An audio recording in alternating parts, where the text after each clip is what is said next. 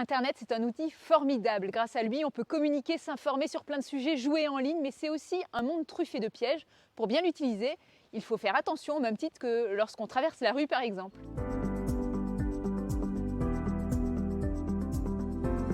Je ne sais pas si vous le savez, mais c'est autour de 10 ans qu'un enfant obtient son premier téléphone, appareil numérique ou tablette. Et cela diminue chaque année, alors il faut apprendre aux plus petits à bien utiliser Internet et les réseaux sociaux très vite.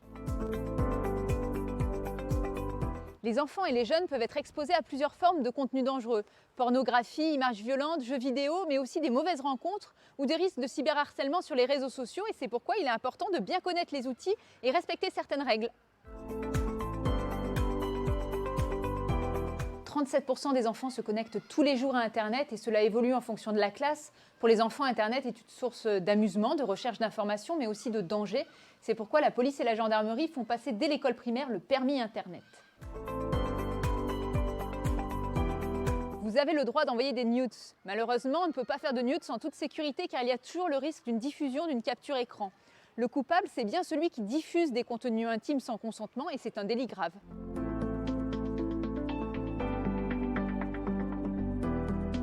Il y a eu différents projets, mais c'est encore, à ma connaissance, non abouti. En fait, c'est assez complexe à mettre en œuvre pour trouver la solution la plus adaptée, pour savoir de manière certaine l'âge de ceux qui se connectent, tout en maintenant la confidentialité. Et certaines plateformes aussi sont hébergées à l'étranger.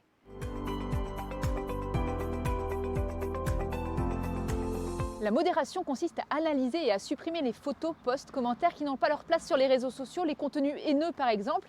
C'est un travail colossal mais fondamental. Les géants du web doivent accroître leurs moyens de modération, mais nous aussi, nous devons informer pour éviter au maximum les dérives.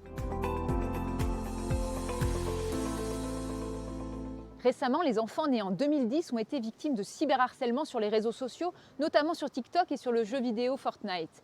Ces menaces ont peu à peu quitté le monde virtuel pour devenir du harcèlement au quotidien au sein des collèges. Ce genre de situation n'est pas admissible.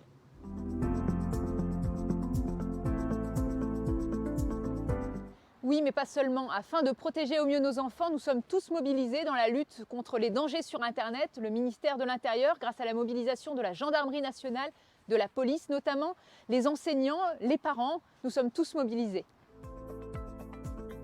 On se retrouve le mois prochain, mais très vite en fait, le jeudi 4 novembre, donc dans 15 jours, pour un événement spécial sur les animaux.